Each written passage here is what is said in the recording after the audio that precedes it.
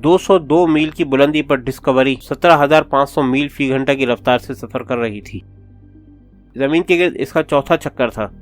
अमला अपने अपने काम में मसरूफ था। कमांडर बिल कैरविल की उलझी हुई आवाज आई, रीड, तुमने देखा? क्या बात है? पैगाम है, लेकिन मिशन कंट्रोल खामोश है। हैरत है। क्या पैगाम है? रीड ने सवाल किया। बज़ाहिर तजर्बात का शेड्यूल तब्दील किया गया है। तुम आगे हो और मेगान चौथे नंबर पर। मगर क्यों? मेगान ने एहतजाज किया।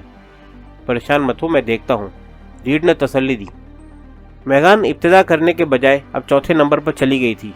बराए नाम कशिश शकल की वजह से वो निहायत आहिस्तगी से खिलाई सूट में हरकत पजीर थी। रीड पायलट और कमांडर के पीछे गोया मुअल्लक उल्टा लटका हुआ था। मुझे इब्तिदा करनी होगी। उसने लॉग मेगान की तरफ बढ़ाया। ये आखिरी लम्हात की तब्दीली है। मैं बताना भूल गया था। मैं मदद करूं? पेशकश का शुक्रिया, मेरे ख्याल में ज़रूरत नहीं है। मेगान के हेडसेट में रीड की आवाज़ आई। फिर रीड ने हरकत की। मेगान मॉनिटर पर उसे मिड डी की तरफ जाते देख रही थी। वहाँ से तैरता हुआ वो सुरंग में दाखिल हुआ जो खिलाई तजर्बागाह से जुड़ी हुई थी। मेगान ने अपना रुख धीरे से बिल कैरविल की जानिब किया। पैगाम किसने ट्रांसमिट किया था? कोई नाम नहीं है, सिर्फ नंबर है। मेगान ने खुद को संभालते हुए कैरविल के इशारों पर मुअल्लक किया और स्क्रीन पर नज़र डाली। 6 हिंसों का नंबर था। वो उलझन में पड़ गई। भेजने वाला शायद उजलत में था। पायलट स्टोन ने राय दी। मेगान पीछे हट गई। उसने ये नंबर रीड की नासा आईडी पर देखा था। ये क्यों कर मुमकिन है कि वो खुद को पैगाम भेज दे? कुछ गड़बड़ थी। खिलाई तजर्बागाह में आकर रीड ने कैमरों की आंख से बचते हुए कोरल बायर से वसूल करता सिलेंडर निकाला। टाइटेनियम के सिलेंडर में एक ट्यूब थी। बायो रैक पर मसरूफ़ कार रहते हुए उसका जहन पैगाम की वजह भी खोज रहा था। यकीनन पैगाम बायर ने भेजा था, लेकिन क्यों? रवाना होते वक्त आखिरी इत्तलात बरिया के बारे में थी जिसे इस्मत को ख़त्म करने का टास्क दिया गया था। क्या वजह हो सकती है? जो वजह भी थी वो इतनी अहम थी कि बायर पैगाम भेजने पर मजबूर हो गया। दूसरे पैगाम की रीड को तवक्को नहीं थी। ऐसा करने से उलझन शक में बदल जाती। नतीजतन तफ्तीश शुरू हो जानी थी। जो काम मुअम्मर स्विस कोरल बायर ने शुरू किया था उसकी तकमील रीड को करनी थी।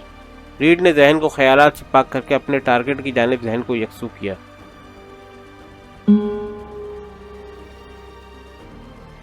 किरीन की निगाह में संगो आहन की सलावत थी। वो रोज़बट के लिविंग रूम में खामोशी से इस्मत का बयान सुन रहा था। बदनाम ज़माना कातिल बरिया का ताल्लुक स्विस बैंक के आला ओहदेदार से है। उसने सरगोशी की। इस्मत ने कैसेट की जानिब इशारा किया।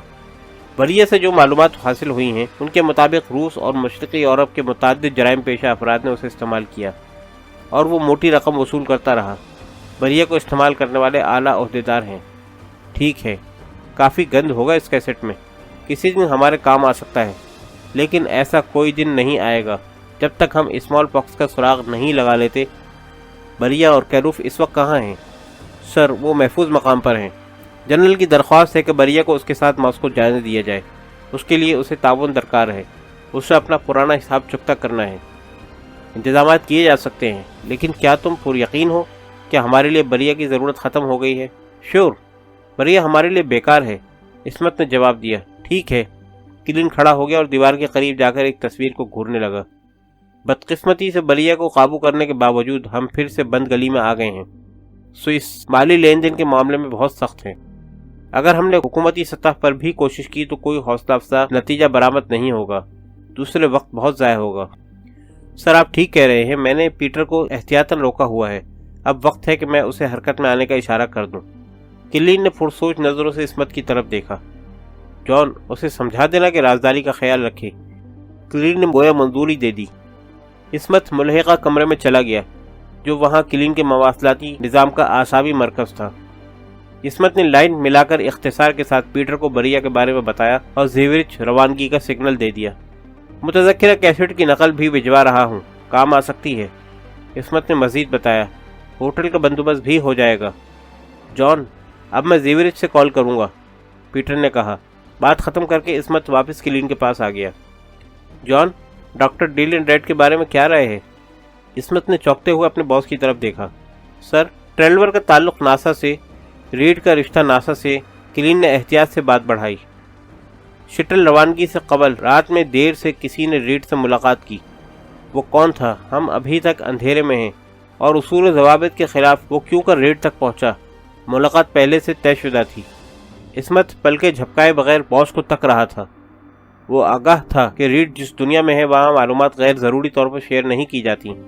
وہ کوورٹ 1 کا باس تھا اور اس وقت وہ بالواسطہ طور پر عصمت کو بتا رہا تھا کہ ٹھیک ناسا کے دل میں کوورٹ 1 کا ایجنٹ بیٹھا ہے۔ میگان اولسن، عصمت نے کہا، ڈسکوری کی روانگی سے فقط چند گھنٹے قبل، کوئی اور نہیں ہو سکتا۔ سر آپ پہلے مجھے بتا دیتے۔ جان، ضروری نہیں تھا، جیسے میگان تمہارے بارے میں لا علم ہے۔ پھر اب اس لیے کہ میگان کی اطلاع کے بعد میرے نزدیک ریڈ مشکوک ہو چلا ہے۔ میں سوچ رہا ہوں کہ ٹریلور اور ریڈ کے مابین اصل تعلق کیا تھا۔ کیا میگان ریڈ کی نگرانی کر رہی تھی؟ عصمت نے سوال کیا۔ نہیں، محض اتفاق ہے کہ اس نے اجنبی مہمان کو غلط وقت پر ریڈ سے ملتے دیکھ لیا۔ میں نے احتیاطاً اسے ہدایت دی تھی کہ اپنے اطراف سے چوکس رہے۔ لیکن ریڈ تو اس وقت خلا میں ہے۔ میں کچھ اور چاہ رہا ہوں۔ ڈسکوری سے واپسی پر ریڈ کو بھی دیکھ لیں گے۔ عصمت نے سوالیہ نظروں سے کلین کو دیکھا۔ کلین نے 2 فائلیں نکال کر سامنے رکھ دیں۔ یہ ان دونوں فوجیوں کی فائلیں ہیں جو پیٹر سے سسلی میں ٹکرائے تھے۔ پیٹر ہرویزل سے زیورچ میں نمٹے گا۔ ریڈ کو واپسی پر دیکھ لیں گے۔ اس دوران میں دیکھنا چاہتا ہوں کہ فوجیوں کی ڈوریاں کون ہلا رہا ہے۔ پریزیڈنٹ کو بھی اس معاملے پر تشویش ہے۔ مجھے کیا کرنا چاہیے؟ عصمت نے فائلوں پر نظر ڈالی۔ انہیں پڑھ لو۔ بعد ازاں وہی چال چلو جس پر بریا باہر آیا تھا۔ تالاب میں پتھر پھینکو یا مکڑی کے جالے کو چھیڑو۔ دیکھتے ہیں کون سا مکڑا باہر آتا ہے۔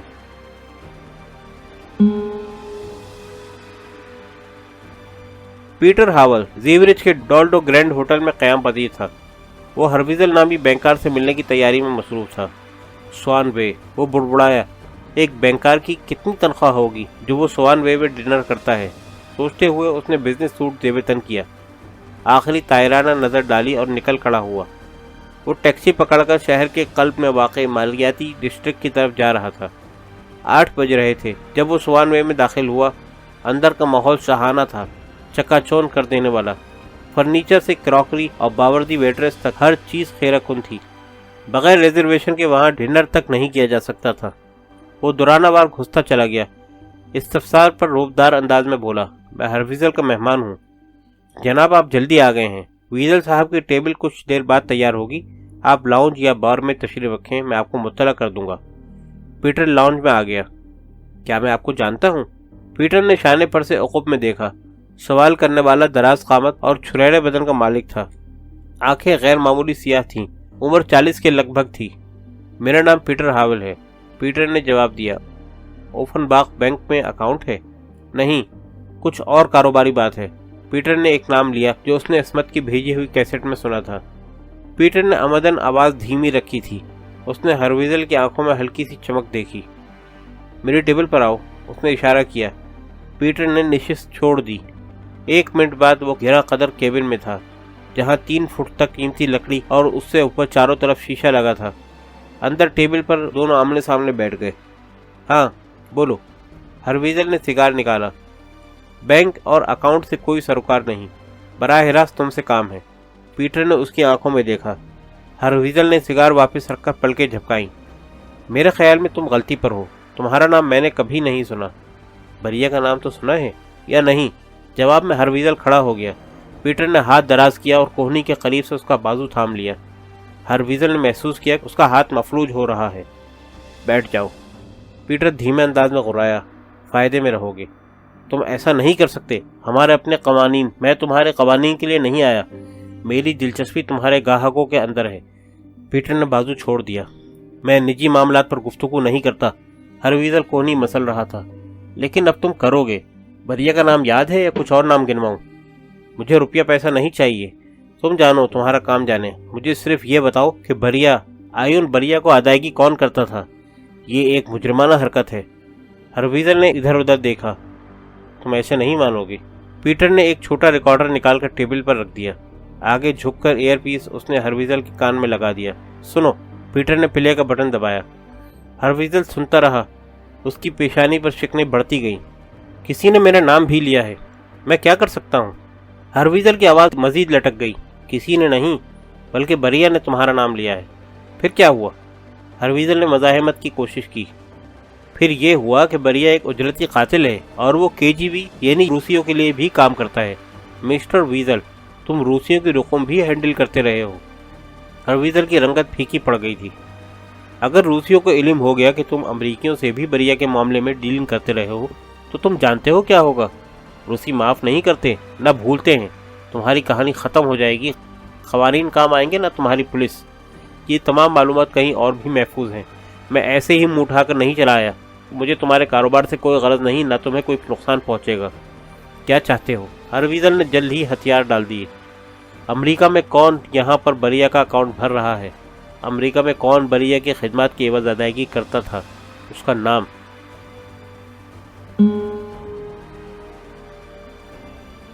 ریڈ 5 گھنٹے سے خلائی تجربہ گاہ میں موجود تھا۔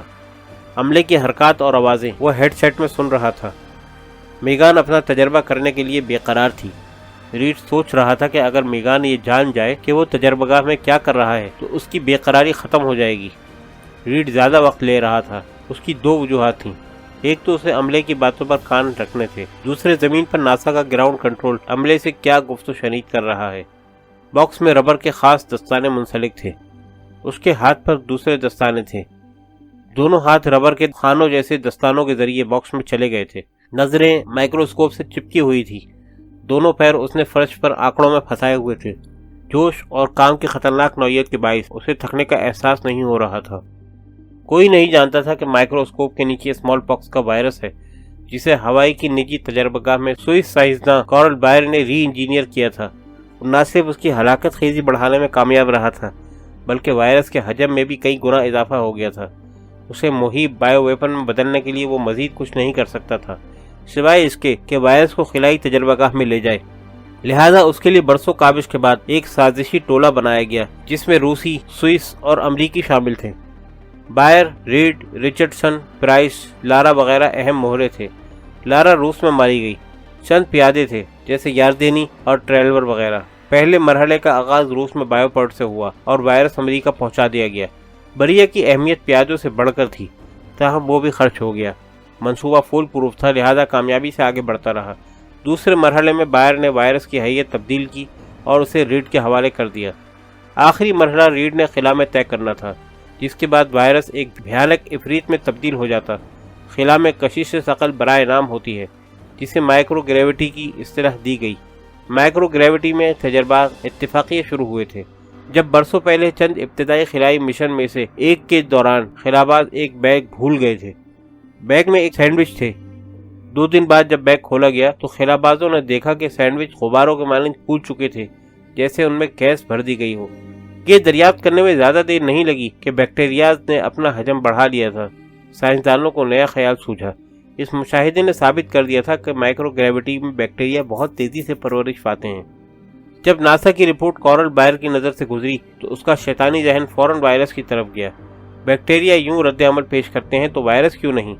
اس وقت اس نے ایک منصوبہ بنایا اور شروع ہو گیا۔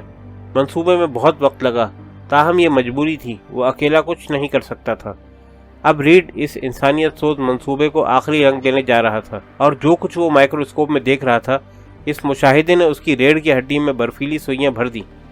وائرس مزید 10 گنا حجم بڑھا چکا تھا۔ ہلاکت خیزی بھی اسی حساب سے تھی۔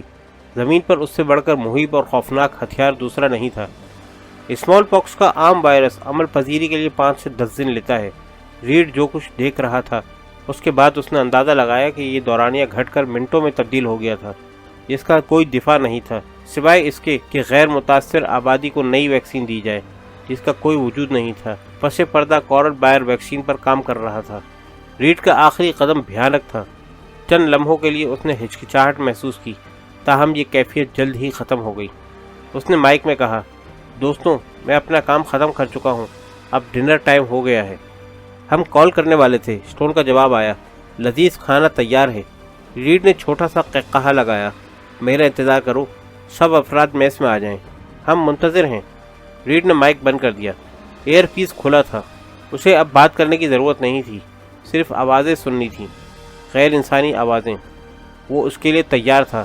اس کو دیکھنا تھا کہ خلا میں تیار کردہ عفریت کتنی تیزی سے کام کرتا ہے۔ وہ واپس بایو ریک پر آیا۔ اسمال پاکس کے تبدیل شدہ وائرس کا کچھ حصہ احتیاط سے ایک ٹیوب میں منتقل کیا اور اسے فریزر میں محفوظ کر دیا۔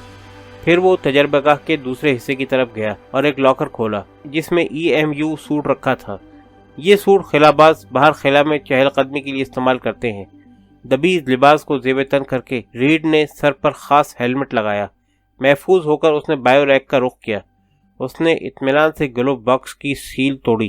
اس سے قبل وہ ایئر سپلائی کا پائپ مخصوص جگہ پر فکس کر چکا تھا۔ اس کے ذریعے وائرس شٹل کے تمام حصوں میں نفوذ کر سکتا تھا۔ گلو باکس کی ڈش میں موجود خوفناک حد تک جان لیوا مواد آزاد ہو گیا۔ وائرس ہوتا ہے۔ حجم بڑھنے کے باوجود اس کے ذرات انسانی آنکھ سے دکھائی نہیں دے رہے تھے۔